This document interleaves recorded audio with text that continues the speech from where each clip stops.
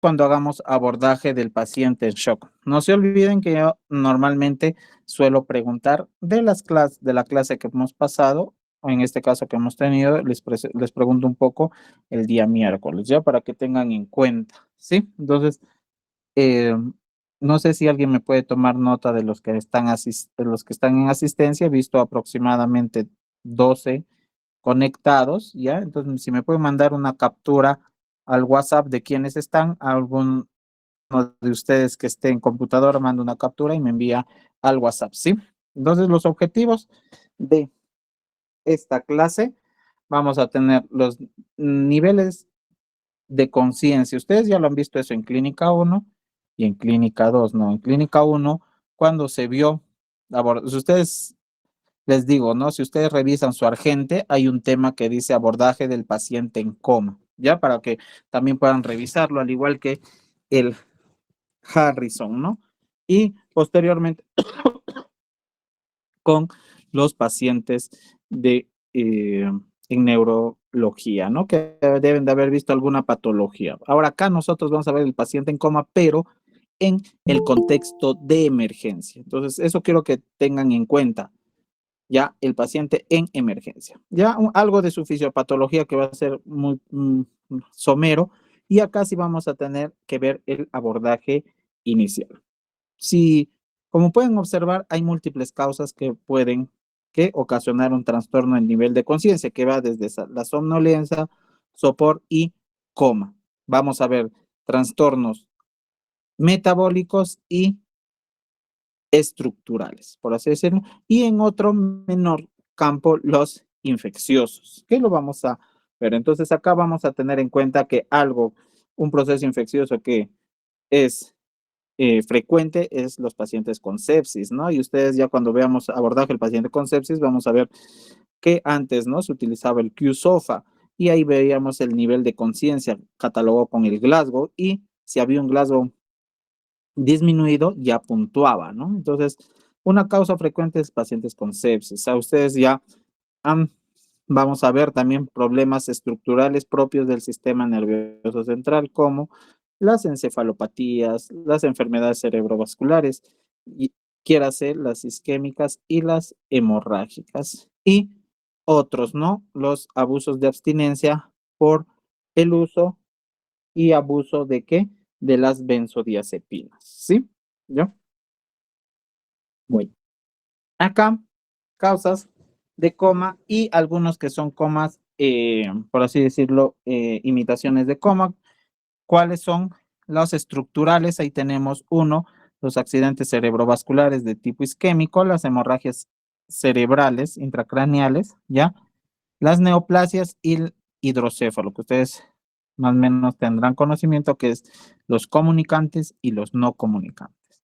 Ya cuando hay una lesión axonal difusa propio de alguna patología tóxica o metabólica, vamos a tener los trastornos hidroelectrolíticos, y algo que van a ver acá en emergencia y lo van a profundizar en endocrinología, que es la hipoglicemia. Ya la hipoglicemia, si bien es cierto, es una causa frecuente de coma en emergencia, ya definido como hipoglicemia menor a 70, y ya teniendo en este caso, su clasificación, ¿no? En leve, moderado, y los que tienen síntomas neurológicos. También vamos a tener los trastornos electrolíticos del sodio, más que todo, ¿sí? Acá, hablando un poco de la fisiopatología, vamos a tener que va a haber dos alteraciones. Uno del SARA, como yo siempre lo conozco, el sistema activador reticular ascendente, otros lo van a conocer invertido, SAAR, ¿ya? Y otro cuando hay una alteración difusa de la corteza. Normalmente los pacientes que tienen una alteración del SARA normalmente vienen a ser trastornos metabólicos o infecciosos, ¿ya? A diferencia de una afectación de la corteza cerebral de forma difusa, vamos a tener los TEC, los traumatismos encefalocraneanos, que es frecuente en nuestro medio, ¿ya? Y en menor cuantía también tenemos los infartos cerebrales y los tumores. tantos cuando hay una alteración del SARA o de la corteza cerebral, va a producir un trastorno a nivel de conciencia, que en este caso, ¿cuál sería? El coma, ¿no? Por sí, muchas de estas son emergencias, son frecuentes y muchas veces son mortales. Por ejemplo, un paciente con un traumatismo encefalocraneano en el tipo de un hematoma subdural y epidural es una emergencia médica que tendría que ser operado a la brevedad. ¿Ya?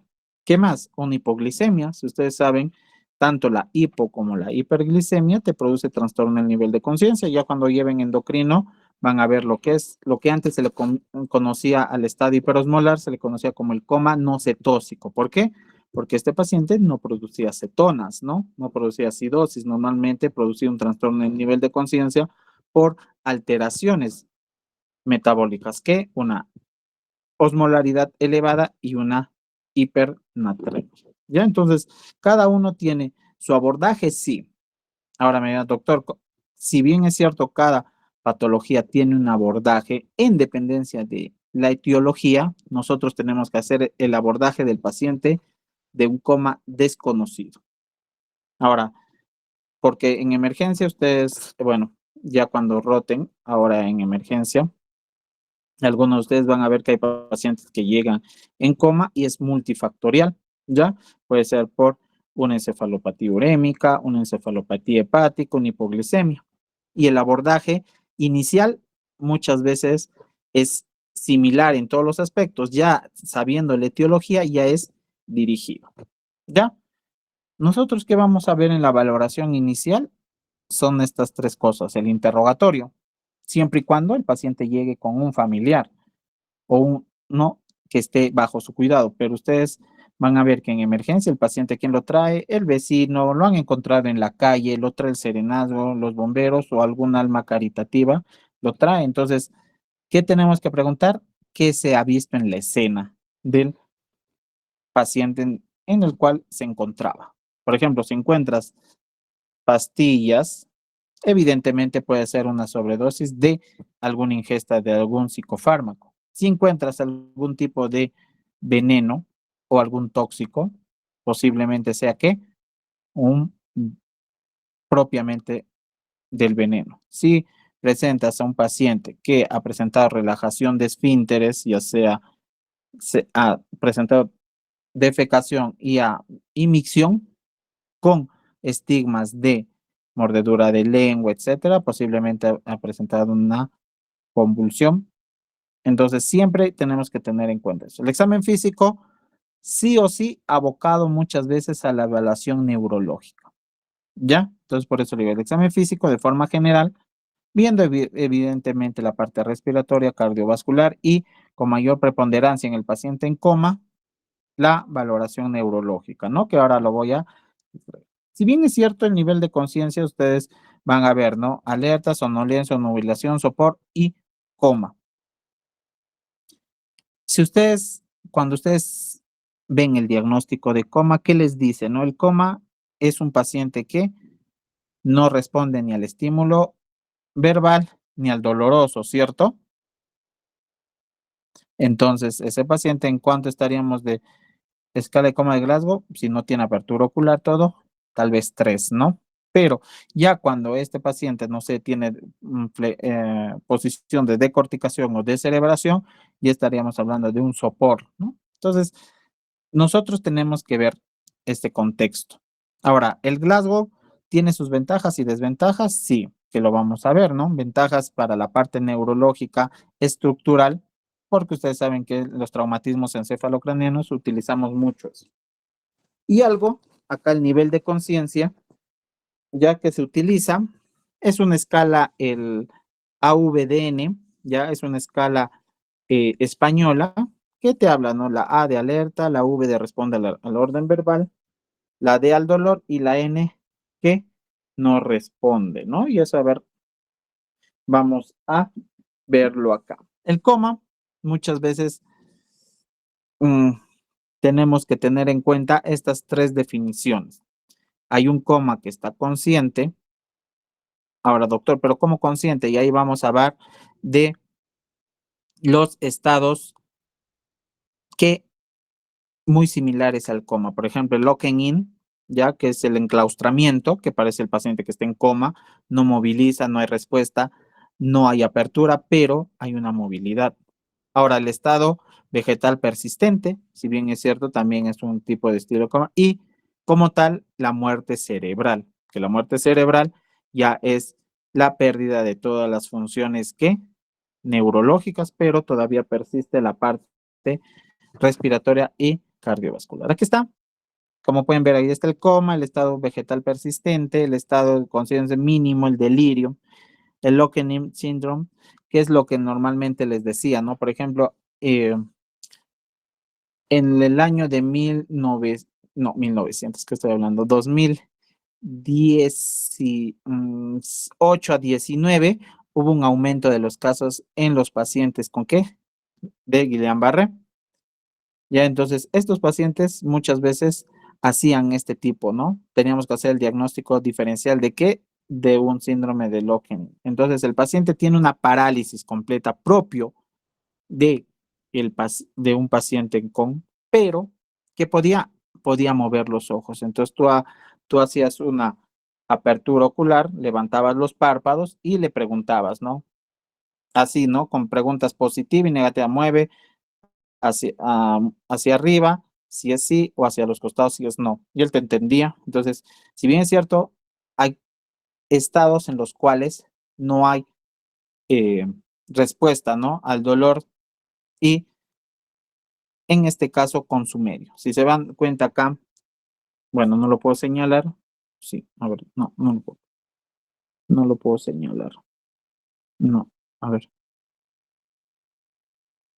Ya, entonces, un ratito antes de pasar esta escala, ya vamos a tener entonces que hacer esto.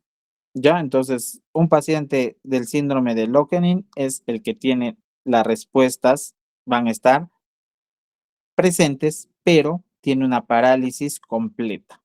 Solamente con qué puede hacer, con los movimientos verticales de el ojo. Ya, y acá ya tenemos el estado vegetativo persistente, que muchas veces el despertar no va a estar ausente, pero está con el medio, ¿no? Entonces ahí tenemos que tener en cuenta lo que ustedes han visto en las películas, series, ¿no? Estado vegetal, que muchas veces nosotros para poder poner ese diagnóstico nos ayuda la parte de neurología. Este video, no sé si un rato. Ya es un video de la evaluación de la escala AVDN, en la cual nos ayuda, ¿no? A ver el nivel de conciencia de un paciente encontrado en la vía pública o en el prehospitalario. ¿Ya? Es rápida, sí, porque evidentemente tenemos que recordar lo que les mencioné. Si está alerta, responde a la parte verbal, dolor y no responde. Entonces ahí pueden ver que está alerta, hay una apertura ocular espontánea. Y entonces ahí le va preguntando, ¿no? Si se dan cuenta, le llama por la voz, no, recién cuando el estímulo doloroso hace apertura ocular. Y acá le habla a la parte verbal, la parte dolor tampoco y no responde, ¿no? Entonces es una escala valorada normalmente en la parte prehospitalaria, a diferencia de nosotros ya utilizamos y lo vamos a ver en los pacientes, la escala de coma de Glasgow, que también se valora prehospitalario, y acá vamos a ver la escala de Four, ¿no? Que ahorita lo vamos a mencionar. Aquí está la escala de coma de Glasgow, yo creo que ya muy conocida por ustedes, ya, eso creo que en todos sus parte práctica les piden, ¿no? A ver, valora al paciente en qué escala de coma de Glasgow está, ¿no? Ustedes saben, mínimo 3, máximo 15, ¿no? Y siempre a veces ustedes se confunden en la posición de decorticación y descerebración, ¿no? Cuando nosotros hablamos de corticación, estamos en 3 y descerebración en 2, ¿ya? Entonces ahí a veces se les pregunta cuál es la posición de decorticación o el paciente está decorticando y lo confunden con el 2. El 2 es descerebrando y el 3 es decorticando, ¿sí?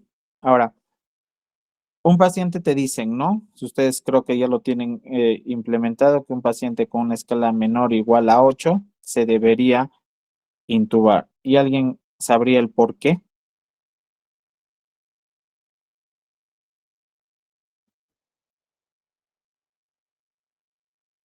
Para evitar la comprometación de la vía aérea. Ya, uno para ya la vía aérea, pero ¿qué más? ¿Por qué normal? Si bien es cierto, un paciente cuando hay una disminución de la escala de coma de Glasgow, que nos dice que un paciente ya hay una pérdida de los reflejos protectores de la vía aérea. Entonces, ¿qué quiere decir? Este paciente puede tener una broncoaspiración y el paciente se va a aspirar. Por eso es que hay muchos pacientes que su Glasgow cae demasiado y hay broncoaspiraciones y pueden llegar fallecidos, ¿no? Entonces, nosotros ya vemos un paciente con una escala de coma de grado menor o igual a 8 y estamos pensando en qué hacer manejo de la vía aérea. Ahora, eso es uno, ¿no? Pero, por ejemplo, ya cuando veamos intubación o insuficiencia respiratoria, vamos a ver que las indicaciones de intubación va a cambiar. Por ejemplo, ¿qué? Un paciente con desaturación que no responde a los dispositivos suplementarios oxigenatorios, un paciente con un PAFI menor a 150, ya estamos pensando en intubar. ¿Qué más? Un paciente que tiene comprometido la vía aérea, ¿como qué? Un paciente, un gran quemado, que tiene la vía aérea comprometida, ese paciente no voy a intubar, que no voy a esperar a que presente una disfonía o un edema de glotis para intubar. Nosotros ya nos proyectamos a las posibles complicaciones. Esta escala, que si bien es cierto, tal vez ahora pueden preguntar en su rotación, ¿ya? Vamos a tener la escala 4, 4, ¿no? Entonces tiene 4 ítems para evaluar. Uno que es la respuesta ocular, ¿ya? En el cual el paciente obedece, ¿ya? Tiene los ojos abiertos, ¿ya?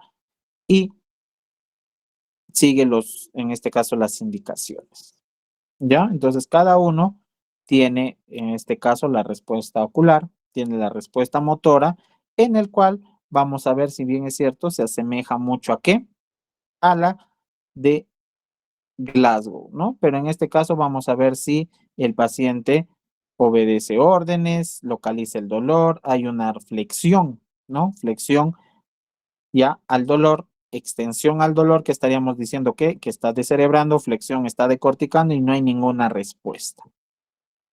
Acá, en la que es la B, el tercer ítem, ahí van a ver que muchas veces vamos a evaluar dos cosas y esto es importante también, ¿no? Los reflejos corneales y pupilares. A diferencia del Glasgow, esto no lo utiliza, nomás vemos que la apertura ocular que hemos visto en la respuesta, ¿no? Entonces acá evalúa qué reflejos del tronco, ¿ya? Entonces eso tenemos que ver en cuenta. Entonces si hay presencia de reflejo corneal y pupilar, ahí está 4 puntos. Si solamente hay un reflejo pupilar, y acá, ¿no? Si se dan cuenta, si hay un reflejo, ya 2 puntos, si hay el reflejo corneal o pupilar, uno de los dos está ausente, los dos están ausentes, y el reflejo tusígeno. Doctor, ¿cómo evalúa el reflejo tusígeno? Ustedes saben que estos pacientes, por su mismo deterioro neurológico, van a estar intubados. Entonces, ¿qué le pasamos? Una sonda de aspiración hasta nivel de la carina. Entonces, estimulamos, hacemos una aspiración y el paciente no presenta. Entonces, eso también nos ayuda para evaluar los pacientes ya con una muerte cerebral o muerte encefálica. Y lo último, la respiración, visto de que con la asincronía o no con qué, con el ventilador mecánico. El paciente no está intubado y tiene una respiración regular, sí. Por ejemplo, no necesariamente el paciente tiene que estar intubado, puede ser un paciente con un Glasgow en 13 y se le puede hacer ¿qué? La escala 4. La escala 4 no necesariamente tiene que estar intubado, puede estar extubado el paciente y se evalúan estos reflejos. Otro que tenemos que ver es la respuesta pupilar. Ya, muchas veces las pupilas nos dan a entender mucho de cómo está el paciente. Si un paciente llega con una anisocoria, como vemos, entonces ya vemos que hay un paciente con un edema cerebral marcado, hay una invasión y desviación de la línea media cerebral. Muchas veces en el contexto de un traumatismo encefalocraniano, entonces ya tenemos que evidentemente estar pensando que en edema cerebral. Si el paciente viene con midriasis, ¿ya? ¿Qué podemos pensar? Intoxicación por drogas. Ya lo vamos a ver. Si el paciente viene con pupilas mióticas, ¿ya? Hiporreactivas, ya como dice, hay una alteración, ya sea a nivel diencefálico o intoxicación. ¿Por qué? Mióticas, que opioides, los pacientes, si ustedes ya se van a dar cuenta, hay un aumento de los casos de qué? De uso de opioides, ¿no? Lo que está combatiendo México y Estados Unidos, ¿no? El tráfico ilegal de fentanilo. Entonces, un paciente que viene con miosis y bradipnia, ese paciente posible, y estigmas de venopunción en brazos, posiblemente es una intoxicación por fentanilo, en este caso opioides, ¿sí? Entonces, acá también tenemos que ver los movimientos oculares, ¿no? Si son coordinados, si van y siguen, en este caso, el dedo, ¿no? Entonces, vamos a evaluar si hay, en este caso, hay una visión a nivel lateral o, en este caso, temporal o nasal, ¿ya? Y acá también evaluamos el óculo cefálico, ¿no? Lo que llaman ustedes los ojos de muñeca, ¿ya? Es un paciente que pierde esta mirada conjugada, hace los movimientos de ojo de muñeca, que son fijos, no mueven los globos oculares, entonces también es una de las pruebas que realizamos para que el paciente esté en muerte cerebral. Aquí está lo que les mencionaba, las pupilas mióticas, intoxicación por benzodiazepinas, opioides, por inhibidores de la colinesterasa, que intoxicación por, en este caso lo frecuente y lo que hay en nuestro medio, intoxicación por carbamatos o órganos fosforados. Es frecuente, pero claro, el paciente que va a presentar cialorrea, ¿qué más? Broncorrea, va a haber relajación de esfínteres. ¿En el contexto de qué? De un envenenamiento, ya sea de forma autolesiva, ¿no? Ahora, si está midriático, ahí tenemos que ver los anticolinérgicos, que la intoxicación por atropina. Llega el paciente, le ponen mucha dosis de atropina, el paciente llega acá, ¿qué? Midriático. Entonces, evidentemente no es porque tiene una lesión cerebral, sino que es la intoxicación por la atropina. ¿Ya? ¿Qué más? Tenemos que tener en cuenta incrementos de la presión ya a nivel cerebral. ¿Con qué? Con algún tipo de hernia. Lo característico es la midriasis bilateral arreactiva. ¿Qué quiere decir? Que están dilatadas y así le hagas la incidencia de un haz de luz potente, no va a mejorar. ¿Ya? Eso tenemos que tener en cuenta. Un momento, chicos. Ya, continuamos. La anisocoria, como ya les mencioné, puede ser normal, sí, cuando el tamaño normalmente no excede de los 0.5 milímetros. Ustedes saben que el valor normal va desde los 2 hasta los 4. Mayor a 4 midriasis, menor a 2 miosis. ¿Ya? Y ahí tenemos pues el síndrome de Horner, que es el más representativo. Y lo que les mencionaba, ¿no? La mirada conjugada, ¿ya? El nistagmo, por ejemplo, el nistagmo, que nos hace pensar en un paciente con ¿qué? Con lesión a nivel cerebral, ¿no? Ahora el nistagmo hay horizontal, el vertical y la combinación de ambos, eso tenemos que tener en cuenta, ¿sí? Aquí está unas pupilas en la parte superior, ¿ya? Mióticas y las de abajo midriáticas, ¿no? Aproximadamente en 5 milímetros y el otro menor a 2. Entonces, siempre no se olviden ver las pupilas. Si ustedes, ahora que roten en emergencia, algunos ya han rotado en clínica 2, en clínica 1, se ve que cuando llega un paciente con trastorno en nivel de conciencia, lo primero que vemos que es, aparte de hacerle el abordaje inicial, vemos las pupilas. Ya las pupilas nos dan gran información, por eso les voy diciendo. Aquí está lo esencial del examen neurológico, ya les dije, ¿no? el tamaño de las pupilas y su reactividad, el movimiento espontáneo. Ya lo que les decía, la prueba de los ojos de muñeca. Ahora, eso nomás se contraindica cuando el paciente tiene sospecha de ¿qué? De un traumatismo vértebro-medular a nivel cervical. Si se tiene la sospecha, no se debe hacer esa prueba de el ojo de muñeca. Y reflejos corneales, importante. Por eso les digo, a ver si se dan cuenta, acá toma bastante importancia. Doctor, eso tenemos que aprender. Bueno, si en su parte práctica, si nosotros vemos, ¿no? Tenemos que evaluar rápidamente estos reflejos para ver si es un estructural o un metabólico. ¿Ya? Si el paciente tiene reflejo tusígeno, ¿ya? Eso es importante. Un paciente que no tiene reflejo tusígeno, tenemos que ver dos cosas. O que está sedado, evidentemente intubado, y que está con relajantes musculares. Entonces no va a disminuir ese reflejo. Entonces, nosotros, bueno, hace poco, hasta el día sábado, que estuve de guardia, llegó una paciente que evolucionó a una muerte cerebral por una hemorragia intraparenquimal espontánea masiva con eh, colapso de los ventrículos. Entonces, ese paciente llegó acá con escala de coma de Glasgow en 4 y evidentemente, ¿no? Entonces le hice el protocolo de muerte cerebral, que nosotros lo hacemos, y salió positivo, ¿no? Y en este caso el paciente no presentaba ya reflejo tusígeno. Y ahí tenemos que ver ya signo de Babinski. Ustedes ya habrán visto en clínica 2 el Babinski que te hace, lesión de qué motoneurona.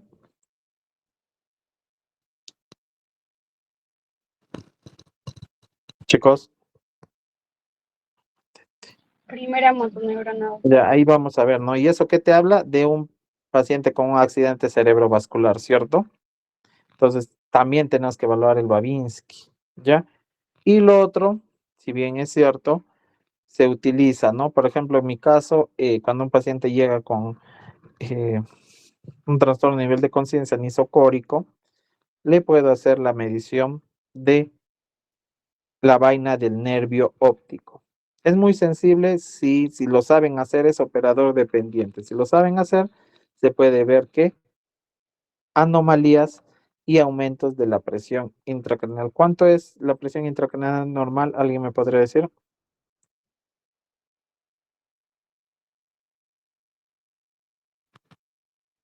De 60 a 159. No. Alguien, a ver, no De puedo, si es que 5 a me pongo. 15 milímetros de mercurio. ¿Cuánto? No te escuché y no puedo De ver 5 a ahorita. 15. Ya, normalmente algunas bibliografías te dicen, ¿no? De 5 a 15, de 5 a 10, va a depender si está en decúbito, si está en supino, ¿ya? Ya nosotros hablamos de hipertensión endocraniana cuánto es la presión mayor a, chicos, a 20 milímetros de mercurio. Entonces, cuando ya excede eso, entonces, normalmente en estos casos, si no tengo yo, ahora vamos a ver el abordaje, una tomografía, muchas veces puedes hacer la medición de la vaina del nervio óptico y si es mayor a 5.5 milímetros, estoy en presencia de ¿qué? Edema cerebral. Entonces ahí sí utilizo soluciones hipertónicas. El patrón respiratorio también, si bien es cierto, muchas veces no se cumple, pero sí se ve como que el chain stop, ¿no? Después el de Biot, ¿no? Ustedes creo que saben más de eso, porque yo lo han estudiado, por eso les digo, este es algo que se ha visto en qué, en clínica 1, ¿no? Rigidez de nuca. ¿En qué patología se ve? Solo en dos. En los pacientes con hemorragia subaracnoidea y en pacientes con ¿qué? Con meningitis. Claro, entonces, ahora, la diferencia va a ser, ¿quién me puede decir cuál es la diferencia entre una rigidez de nuca por HCA y el otro por una meningitis?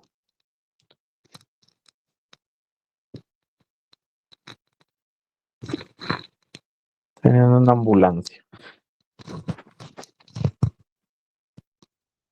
Normalmente el HCA es una cefalea de origen súbito. Ustedes, si ya lo han visto en Clínica 2 en neurología, se dice, ¿no? La peor cefalea de su vida, ¿ya? Entonces, súbito con, ¿qué? con trastorno del nivel de conciencia, con un deterioro neurológico. ¿Ya? Entonces el paciente que presenta cefalea, entonces siempre vamos a tener. Y la meningitis, si ustedes se van a dar cuenta, es un proceso de más días, ¿no? En lo cual que presenta fiebre, cefalea y otro tipo, ¿no? En este caso ya lo característico es muchas veces la fiebre, ¿no? Que conlleva a estos pacientes. Nuevamente la escala de coma de Glasgow se los presento para que puedan tener en cuenta. ¿Hasta aquí alguna pregunta antes de entrar al laboratorio?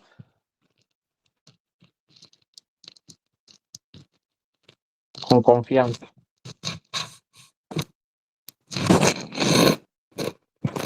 ¿Ninguna? Ya.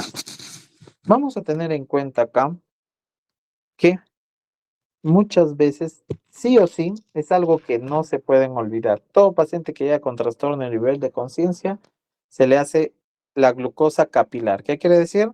El hemoglucotés. Porque hay la glucosa sérica, ¿ya? Que es la que nos sale por medición en laboratorio. Y el hemoglucotés, que es capilar, que no te toma más de 10 segundos en realizarlo. Y nos ayuda a ver varias causas. Si el paciente tiene una hipoglicemia, evidentemente le vamos a dar tratamiento con ¿qué? Dextrosa. ¿Cuánto? ¿Alguien sabe? 50 ¿50 qué? miligramos por decilitro. No.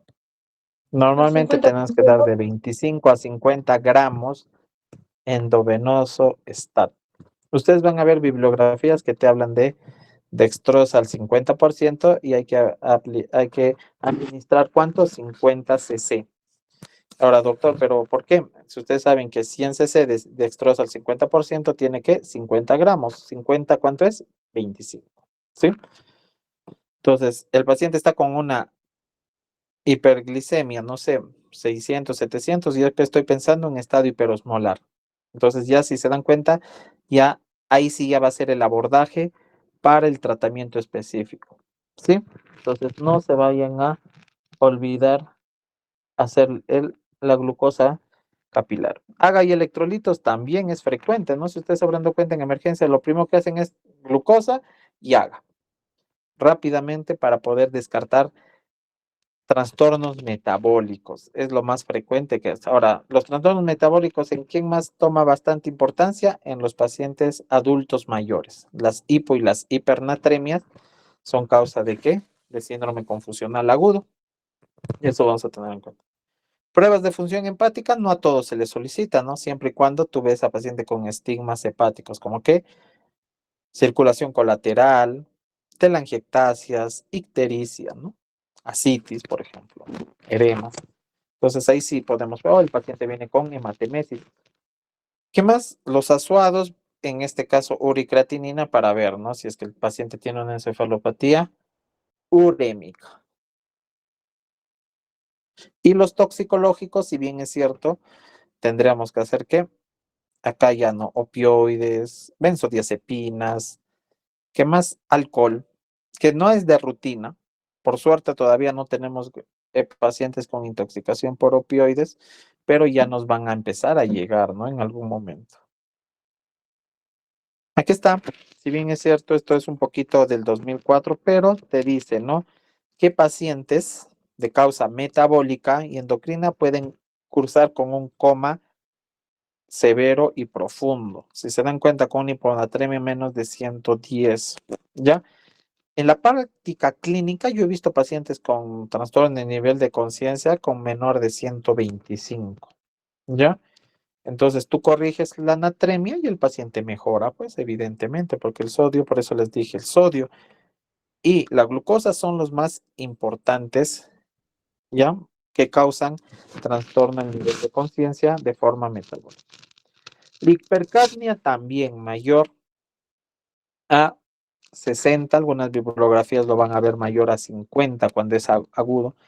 Evidentemente ustedes saben, hace una narcolepsia y ustedes van a tener que el estímulo del centro respiratorio va de la mano con la parte de nivel de oxígeno y de CO2. Si hay un aumento en el CO2, disminuye el reflejo respiratorio y por ende, ¿qué hace? Bradimia.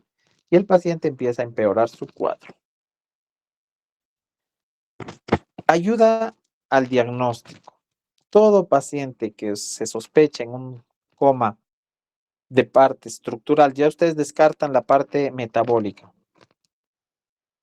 Glucosa, sodio, ¿ya? ¿Qué más? Urea, creatinina. Y tiene trastornos, en este caso neurológicos focales, como que anisocoria. Un paciente con anisocoria piensa en algo estructural, más en un contexto del paciente que ha sido atropellado, ha presentado una caída, tiene estigmas de algún tipo de laceraciones en el cuerpo, golpes, para que me entiendan. Entonces sí se tiene que hacer una tomografía, que cerebral sin contraste. Tú no puedes esperar al paciente a pedirle una con contraste. Es sin contraste, porque ahí nos ayuda a valorar si tiene un proceso hemorrágico, ya sea un hematoma intraparenquimal, un hematoma epidural o subdural, un accidente cerebrovascular. Si ustedes saben, ustedes hablan de la focalidad, ¿no? Pacientes, ¿cómo le ponen en su evolución ustedes?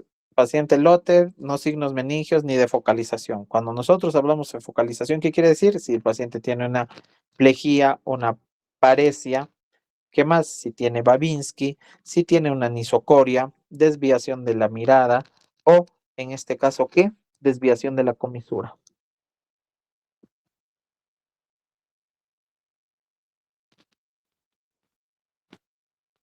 Resonancia en los pacientes ya. La resonancia no es un examen de emergencia, ténganlo en cuenta. Es un paciente cuando el paciente debe estar estable, debe colaborar y evidentemente se hace ya cuando queremos descartar que un ACV isquémico en instalación, ¿no? Ustedes ya sabrán previo que en este caso, ¿no? Ya le hemos hecho su protocolo NIS, trombectomía, porque el paciente ya vemos, ¿no? El aspecto, todo eso que ya lo habrán visto en neurología. Entonces, si el paciente tenemos alta sospecha de un ACV isquémico, podemos utilizar una resonancia. ¿En qué otros casos? En los pacientes con encefalopatía hipóxica isquémica. ¿En quiénes? Los que han presentado el síndrome post-RCP, los que han hecho parada cardiorrespiratoria y se ha reanimado y ha durado más de 10 minutos, pueden cursar con una encefalopatía hipóxica isquémica. ¿Ya? Y el electroencefalograma para ver actividad neuronal en el contexto de pacientes con epilepsias sin no tónico-clónicas, ¿no? Por ejemplo, las de ausencia. Ya para entrar a lo que es el abordaje, siempre, y esto métanse a la cabeza, chicos, en emergencia es el ABC. En todas las patologías tenemos que estabilizar a nuestro paciente antes de hacer algún tipo de procedimiento o enviarlo. Entonces, por eso es la estabilización. Y acá vamos a tener la A, que significa que airway, que significa que vía aérea, ¿no? Entonces tenemos que ver que si el paciente tiene algún tipo de cuerpo extraño a nivel de las cuerdas vocales, a nivel de la boca, si hay una caída de la base de la lengua y está produciendo una obstrucción y por ende, ¿qué se le pone? La cánula de Gödel, ¿no? O lo que le conocen como cánula orotraqueal. Ya hemos hecho eso, el paciente está con una escala de coma de Glasgow disminuido en un paciente normotenso, si le hacemos que la intubación. ¿Qué más? Luego, la oxigenación. Si el paciente también, ustedes habrán visto cuando vamos a intubar, no le intubamos inmediato, excepción que esté que en paro cardiorrespiratorio, ¿no? Que hacemos el protocolo CRASH, sino que tenemos que optimizar, ¿qué? Ventilación y la oxigenación. ¿Qué le ponemos? Máscara de reservorio. Posteriormente, ¿con qué continuamos? Con nuestro dispositivo bolsa, válvula, ¿no? Entonces, lo que le llaman el ambú, ¿no? Entonces le seguimos prooxigenando al paciente y intentamos que llegue a la saturación objetiva de 90 a más. Y acá sí se hace el uso de antídotos, ¿no? Que lo vamos a ver, por ejemplo, las benzodiazepinas, ¿cuál es su antídoto? El flumacenilo. De los opioides, ¿cuál es? La naloxona, ¿no? Entonces, cada uno de los que pueden ser que tienen antídotos, ¿ya? Entonces, por ejemplo, acá nosotros nos paran llegando los fines de semana los pacientes o las personas que salen a las fiestas y los pepean, ¿no? Los populares pepeados. Entonces muchas veces llegan mióticos y en una fiesta, evidentemente, vemos, ¿no? Les damos flumacenilo si tenemos disponibilidad y el paciente despierta, claro, ya está bajo los efectos del alcohol, que eso sí nosotros no tenemos, no hay antídoto, a excepción del metanol que le damos etanol, pero y el paciente despierta, tiene mejor patrón respiratorio y descansa. Lo otro, la circulación, bien, entendiéndose como el control de qué, de la presión arterial, las arritmias. Ahí sí ya tenemos que utilizar las drogas. Y por último, la D, tenemos que descartar las causas, ¿no? Más frecuentes. Aquí está, en este caso, lo que les mencionaba, ¿no? La máscara, bolsa, válvula, y nosotros vamos preoxigenando a nuestro paciente. Aquí está un paciente del abordaje, el paciente con intoxicación por opioides, y ahí hablamos de la naloxona. ¿Cuál es la dosis inicial? 0.04, y esta se va incrementando y duplicando la dosis cada 3 hasta 4 minutos en dependencia de su respuesta. Y si se dan cuenta, acá en la primera duplicamos, luego hacemos 4, de 0.5 a 2, luego 4, luego 10 y 15, ¿no?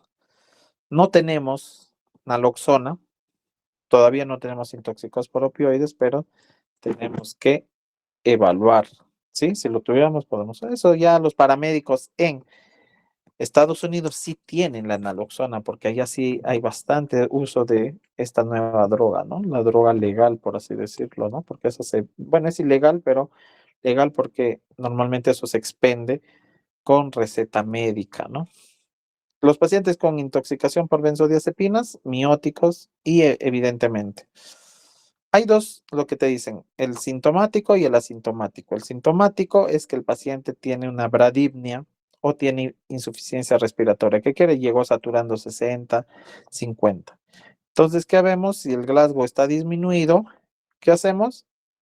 Lo intubamos, ¿ya? Hasta que pase el efecto de la benzodiazepina. Evidentemente, pues ya va a despertar, va a empezar a querer que se le extube y ya vemos que ya pasó. Pero si el paciente tiene antecedentes de convulsión o epilepsia, tenemos que evitar el uso de flumacenilo. ¿Por qué? Porque el paciente le vas a desencadenar que un posible estatus epiléptico. Ya, entonces siempre tenemos que presentar y mencionar eso. Más sencillo para nosotros, intubamos al paciente, el paciente despierta, ya empieza, entiende todo, lo extubamos y más seguro, ¿no? Es mejor hacer el manejo de la vía aérea. Acá les presento lo que es el cóctel de coma, ¿ya? En este caso, en México, disculpen, en Estados Unidos y en Gran Bretaña utilizan mucho esto y hablamos del flumacenilo, la naloxona y la tiamina, que lo vamos a ver acá, ¿ya? Aquí está. Para los pacientes, todo paciente que presenta hipoglicemia, ¿qué se le da? Como les mencionaba, de 50 ml de dextrosa al 50% endovenoso. Pero doctor, yo he visto en los hospitales que le ponen dextrosa al 33 también, no hay problema, pero ustedes saben que cada ampolla tiene una concentración, ¿ya? Entonces, doctor, yo le he visto que le ponen 4 a 5 ampollas. Y entonces lo mínimo que te piden, te dicen todas las guías, es darle 25 gramos de dextrosa. No se olviden de eso, ¿sí? Luego, oxígeno, si la saturación está por debajo de 88 en nuestro medio. Ya a nivel del mar, te dice menor de 92 o 90. La naloxona, si está con bradipnia y miosis. Y la tiamina en la prevención de la encefalopatía de Wernicke en pacientes alcohólicos. Ya para ir acabando, acá tenemos que ver el abordaje del paciente en coma. Lo que les mencionaba, lo voy a agrandar acá. Acá tenemos, ¿no? Causas de coma, está el no diferenciado, el estructural y el no estructural. ¿Qué quiere decir estructural? Si nosotros estamos pensando en un paciente con signos de focalización. Sí o sí, ¿qué tenemos que hacer? Una tomografía. Eso sí es lo primero, si es que en este caso. Pero si no hay estructural, no tiene posición de decorticación de cerebración, nada, pensemos en un coma de qué tipo, metabólico. Y en el metabólico, sí o sí, tenemos que evaluar que la parte de lo que les mencioné, glucosa, sodio, ¿qué más? Algún tipo de infección del sistema nervioso central, como las meningitis o la sepsis. Pero en el contexto de un accidente cerebrovascular, ahí ya no, un ACV isquémico, un hemorrágico, ya una hemorragia subaracnoidea, tumores, nos va a ayudar ¿qué? La ayuda de la tomografía. Si se dan cuenta, paciente en coma tenemos que ver el ABC. Lo que les mencioné, la estabilización. Y en el contexto de un traumatismo o accidente, tenemos que hacer estabilización de la columna cervical. Por eso es que ustedes habrán visto a los bomberos.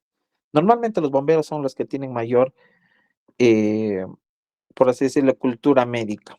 Ellos sí estabilizan, ellos sí cumplen mejor su traslado. Ustedes habrán visto a los policías, a los serenados, lo traen como solamente traen al paciente, pero no fijan, ¿no? Por ejemplo, en este caso, la parte cervical y todo eso.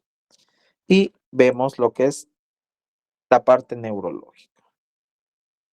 Si acá tenemos algunos tipos, como les menciona, ¿no? De condiciones reversibles, como que la hiponatremia, disculpen, la hipoglicemia, y que los pacientes con intoxicación por opioides. Ellos sí podemos darle los antídotos. Y en este caso luego los laboratorios. ¿Ve? Por eso les digo, es secuencial. Yo no a todo paciente que llega ya, hazle tomografía, no, tenemos que tener un proceso estructural. Acá les envío, les muestro, ¿no? Acá que pueden ver una tomografía cerebral parenquimal donde vamos a ver qué desplazamiento de la línea media con obturación de qué de los ventrículos. Y ustedes ven, ¿no? Una imagen que, ¿de qué tipo?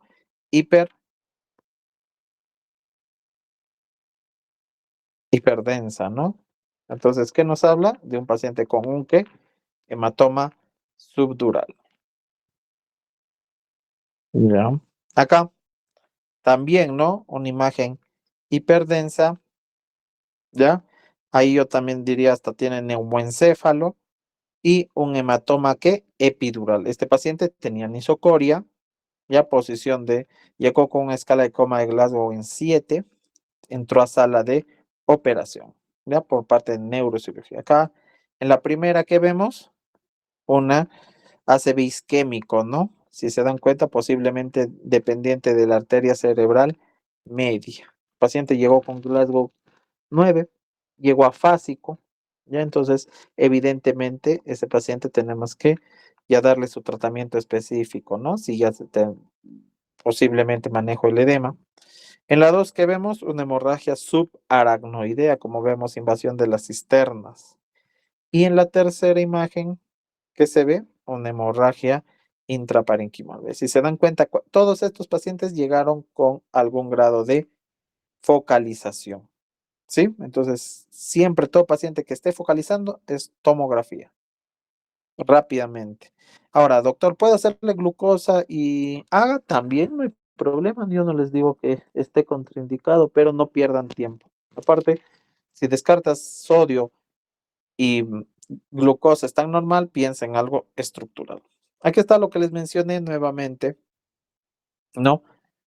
Ya tú ves un paciente que ya está estable y en ventilación mecánica, tenemos que ver, ¿no? Si el resultado está normal, acá no.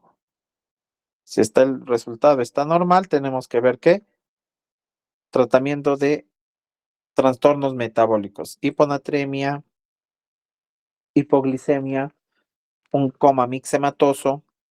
Si es un proceso infeccioso, ¿qué? Una meningitis, ¿qué tenemos que dar? Tratamiento antibiótico. Si está en un estatus epiléptico, ¿qué? Los anticonvulsivantes. Y acá, si está normal la tomografía como las que ya hemos visto anteriormente, vamos a ver pues que edema cerebral, hidrocéfalo, ¿no? Tumores cerebrales. Este es igual lo que les mencioné, ¿ya? Si el paciente tiene problema estructural que es quirúrgico, ¿qué tienen que hacer? Ahí lo que dice, ¿no?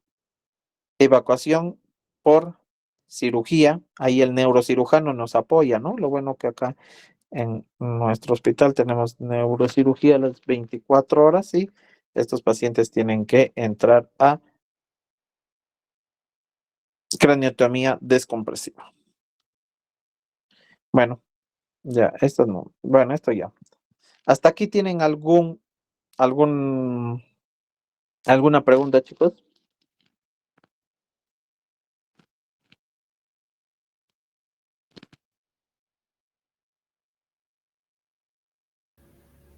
Doctor, una consulta. Sí, dime. Había entendido que, por ejemplo, a pacientes en riesgo se le da antes de la dextrosa tiamina, pero no entiendo el por qué. ¿En qué riesgo? Ah, ya, lo que les mencioné, Sí, doctor. los pacientes en riesgo de encefalo, por ejemplo, los pacientes alcohólicos, ya de larga data, entonces se le da tiamina para evitar la encefalopatía de Wernicke. Como por así decirlo, es como un salvataje. No es que a todo ahorita, por ejemplo, llega un paciente, le pongo tiamina, no, en pacientes alcohólicos. Por eso que les digo, se le llama cóctel del coma, que se utiliza en pacientes, como te digo, bien seleccionados, ¿no? Por ejemplo, allá si hay un paciente, por ejemplo, acá nosotros sí tenemos varios pacientes que son alcohólicos, ¿no? Y ustedes los van a ver en las pistas, ahí durmiendo, etcétera, ¿no? Ellos sí son indicativos, pero si un paciente llega por una intoxicación por benzodiazepinas, no es necesario darle la tiamina. No a todos los pacientes, solo a los pacientes alcohólicos con desnutrición para evitar la encefalopatía de Wernicke.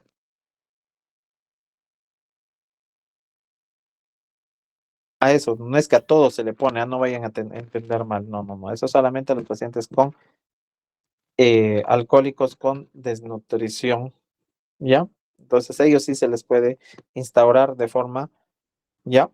La tiamina endovenosa, 100 miligramos. ¿Alguna otra pregunta, chicos?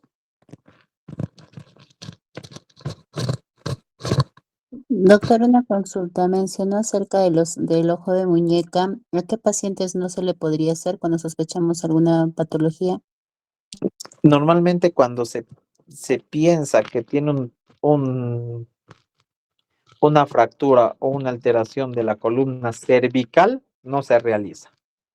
O un traumatismo, un TBM, un traumatismo vértebro-medular, no se realiza el ojos de muñeca.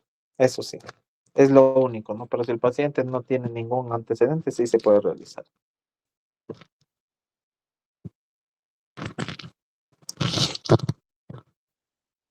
¿Alguna otra pregunta, chicos?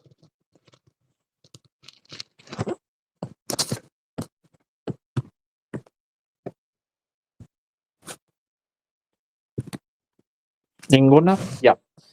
Entonces, en un momento lo voy a convertir